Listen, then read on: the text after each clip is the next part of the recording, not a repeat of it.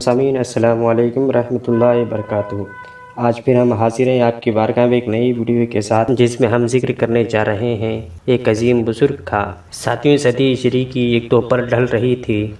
درویشوں کا ایک قافلہ مختلف علاقوں میں نیکی کی دعوت دیتا ہوا، اسلام کی طرف لوگوں کو بلاتا ہوا سندھ کے ایک علاقے میں پہنچا۔ ان دنوں سندھ برائیوں اور بدکاریوں کا آماجگاہ تھا، ہر طرف گناہوں کا دور دورہ تھا۔ اس علاقے میں خاص طور پر کفر و شرک اور فحاشی اور بدکاری عام تھی۔ بعض علاقے تو ایسے تھے کہ جہاں مسلمانوں کی تعداد آٹے میں نمک کے برابر تھی۔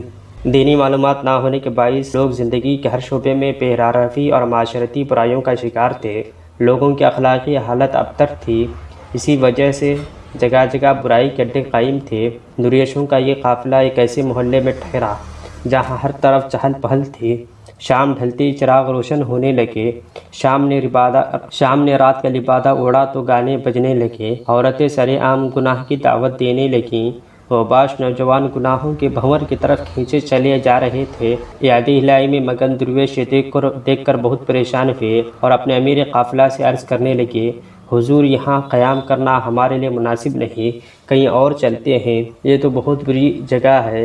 امیر قافلہ نے فرمایا کہ ہم یہاں اپنی مرضی سے نہیں آئے ہیں بلکہ بھیجے گئے ہیں۔ امیر قافلہ کا جواب سن کر درویش مطمئن ہو گئے۔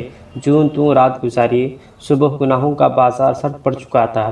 اگلی رات درویش یہ دیکھ کر حیران رہ گئے کہ بازار میں کل جیسی رونق نہ تھی۔ دوسری طرف برائیوں کے اڈوں پر بھی ہوس پڑ چکی تھی۔ جو آتا محلے میں داخل ہوتے ہی الٹے پاؤں واپس لوٹ جاتا، اب تو یہ معمول بن گیا۔ بازار کی رونقیں ختم ہونے لگی۔ ایک دن ساری عورتیں جمع ہوئی اور کہنے لگی، جس دن سے درویش یہاں آئے ہیں ہمارا تو کاروبار ہی ٹھپ ہو گیا ہے، انہیں یہاں سے نکالو ورنہ ہم تو بھوکے مر جائیں گے۔ چنانچہ وہ ان درویشوں کے پاس آئی اور کہا، بابا آپ صوفی لوگ ہیں، یہاں آپ کا کیا کام ہے؟ یہ گناہوں کی جگہ ہے، یہاں سے آپ چلے جائیں، آپ کی وجہ سے ہمارا کاروبار بند ہو رہا ہے۔ درویشوں کے امیر قافلہ نے فرمایا، ہم یہاں جانے کے لیے نہیں آئے ہیں، اب تو ہمارا مزار بھی یہیں بنے گا، البتہ اگر تمہیں کوئی مسئلہ ہے تو تم یہاں سے چلی جاؤ۔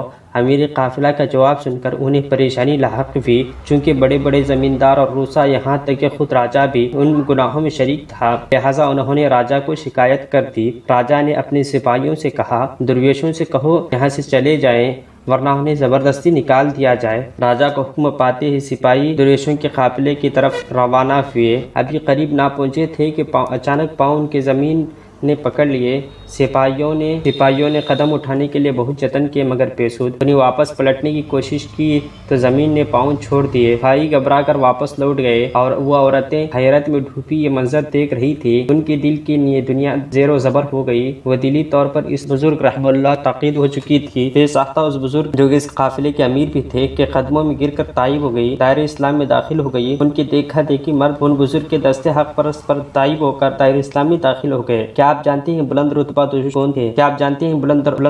کون تھے؟ جی ہاں، یہ وہی کوئی اور نہیں بلکہ دن کی پہچان حضرت لال شہباز قلندر سید محمد مرفندی کاظمی حنفی قادری رحمہ اللہ القوی تھے، اور دوسرے درویش آپ کے مرید اور خادم تھے۔ آپ نے سہون شریف ضلع دادو سندھ تشریف لا کر کفر و شرک کے کٹا ٹوپ اندھیروں میں بھٹکنے والوں کو اسلام کے پاکیزہ اصولوں سے روشناس کرایا، اس ظلمت قدیم میں اسلام کی شمع روشن کی۔ آپ کی آمد سے باب الاسلام سندھ میں اسلام کی روشنی پھیلتی چلی گئی۔ لوگ آپ کی پرتاثیر دعوت و حق پر ذوق در ذوق دائرہ اسلام میں داخل ہونے لگے، اللہ حضور کے احکامات اور رسول کائنات صلی اللہ علیہ وسلم کی سنتوں پر زندگی بسر کرنے لگے۔ آپ کی ولادت حضرت سیدنا لال شہباز قلندر محمد عثمان مروندی علیہ رحمہ سادات کرام کے مذہبی گھرانے سے تعلق رکھتے تھے۔ آپ رحمہ اللہ علیہ کی ولادت باسعادت مشہور قول کے مطابق 538 ہجری بمطابق 1143 میں آذربائیجان کے قصبہ مروند میں ہوئی۔ اسی مناسبت سے آپ رحمہ اللہ علیہ کو مروندی کہا جاتا ہے۔ آپ رحمہ اللہ علیہ کا نام سید محمد عثمان ہے، جبکہ آپ اپنے لقب لال شہباز سے مشہور ہیں۔ اللہ عز و جل نے آپ کو اس قدر حسن و جمال عطا فرمایا تھا، آپ رحمہ اللہ علیہ کی پیشانی کے نور کے سامنے چاندنی رات بھی ماد تھی۔ حضرت علامہ مولانا میر سید غلام علی آزاد بلگلامی رحمہ اللہ علیہ فرماتے ہیں، آپ رحمہ اللہ علیہ کا سلسلہ نسب 13 واسطوں سے حضرت سیدنا امام جعفر صادق رضی اللہ عنہ تک پہنچا ہے۔ آپ کا سلسلہ نسب ایسے تھا: سید عثمان مروندی بن سید کبیر بن سید شمس الدین بن سید نور شاہ بن سید محمود شاہ بن سید احمد شاہ بن سید ہادی بن سید مہدی بن سید منتخب بن سید غالب بن سید منصور بن سید اسماعیل بن سید جعفر صادق بن محمد باقر بن زین العابدین بن حسین بن علی المرتضی رضی اللہ عنہ تک سلسلہ چلا جاتا ہے۔ محمد عثمان کی ابتدائی تعلیم آپ کے والدہ ماجدہ کی نگرانی میں فی 7 برس کی عمر میں کلام پاک حفظ کر لیا۔ حضرت شیخ منصور کی نگرانی میں علوم ظاہری کی تکمیل کی۔ عربی اور فارسی زبانوں میں آپ نے بہت کم عرصے میں خاصی مہارت حاصل کر لی۔ آپ کی والدہ صاحبہ آپ کے اوائل عمری میں وفات پا گئیں اور والد کا سایہ بھی والدہ کی وفات کے کچھ عرصے بعد آپ کے سر سے اٹھ گیا۔ ظاہری علوم کی تحصیل کے بعد آپ کا میلان طریقت و معرفت یعنی روحانی علوم کی طرف ہوا۔ چنانچہ آپ نے اس تعلیم کے لیے مروان سے سبزہ وار کا بھی سفر کیا۔ ان دنوں وہاں جلیل القدر شخصیت سید ابراہیم ولی مقیم تھے۔ آپ حضرت امام موسیٰ کاظم کی اولاد سے تھے۔ آپ بڑے عابد و زاہد اور جید عالم تھے۔ آپ حضرت لال شہباز حضرت ابراہیم ولی کی خدمت میں رہ کر تحصیل علم میں مشغول ہو گئے۔ حضرت ابراہیم ولی نے حضرت لال شہباز قلندر کی صلاحیتوں کو پرکھ کر جلد ہی مشائخ اور علماء کے ایک محفل میں حضرت لال شہباز کو خلافت کی دستار سے نواز دیا۔ غیبی اشارہ ملنے پر اپنے وطن مروان سے عراق تشریف لے گئے، وہاں سے ایران تشریف لائے۔ حضرت امام رضا سے روحانی قلب و وابستگی کی وجہ سے آپ کے مزار پرانوار پر حاضر ہوئے۔ چند روز تک مراقبہ کا سلسلہ جاری رہا۔ آپ کو باقاعدہ گوشہ نشینی کا حکم ہوا۔ آپ خانقاہ رضویہ میں مصروف عبادت رہے۔ یہ سلسلہ 40 روز تک جاری رہا اور آخری ایام میں آپ کو حکم ہوا حج بیت اللہ اور زیارت روضہ رسول اللہ صلی اللہ علیہ وسلم کا شرف حاصل کریں۔ اس طرح آپ امام رضا سے روحانی اجازت ملنے کے بعد حجاز مقدس روانہ ہو گئے۔ اس سفر میں عراق پہنچنے پر حضرت لال شہباز قلندر اور حضرت عبد القادر جیلانی رضی اللہ عنہ کے مزار پر حاضر ہوئے۔ حضرت لال شہباز قلندر نے بغداد سے حجاز تک راستے میں کئی مقامات مقدسہ کی زیارت کی۔ آپ 3 ماہ تک مکہ مکرمہ میں مقیم رہے۔ حج کی ادائیگی کے بعد مدینہ تشریف لے گئے۔ مسجد نبی میں روضہ حیدر کے قریب پہنچے تو دیر تک بارگاہ رسالت میں سر جھکائے درود و سلام پیش کرتے رہے۔ آپ 11 ماہ مدینہ منورہ میں مقیم رہے۔ غیبی اشارہ ملنے پر آپ سندھ کی طرف روانہ ہو گئے۔ سفر کے دوران شہباز قلندر مکران کے ساحل پر پہنچے۔ جب وادی پنجگور میں داخل ہوئے تو ایک سرسبز میدان نے آپ کے قدم پکڑ لیے۔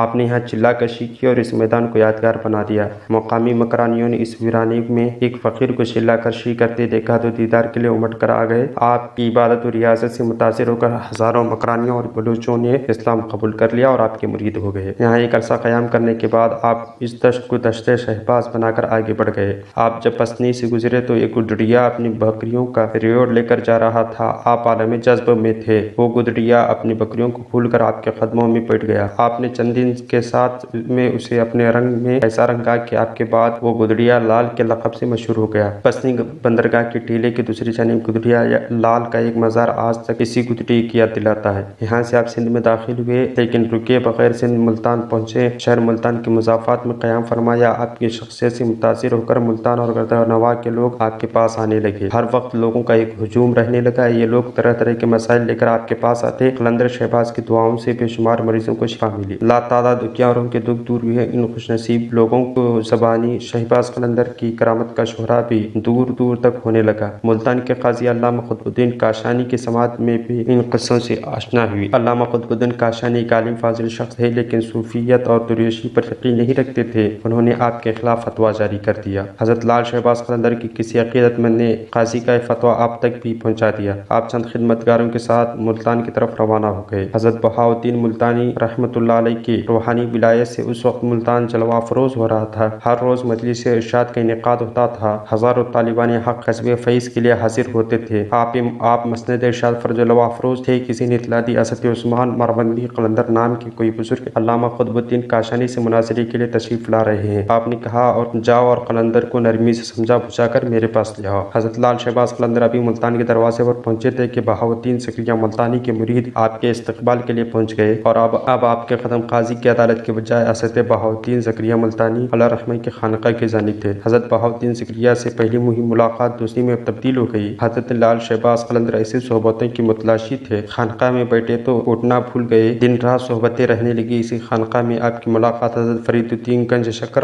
اور حضرت سرح بخاری سے بھی۔ صوفیہ کے اسلامی ان چاروں بزرگوں کو چاریار بھی کہا جاتا ہے۔ انشاءاللہ اس کے بعد مزید مزید واقعات آپ کو آئندہ فہرست میں بتائیں گے۔ ایک ریچھ والے کے ساتھ کیا ہوا، ملتان میں آنے کے بعد راجہ جیرجی کے ساتھ کیا ہوا، یہ تمام چیزیں آپ اگلے قسط میں سماعت فرمائیں۔ اب اجازت دیجیے، السلام علیکم۔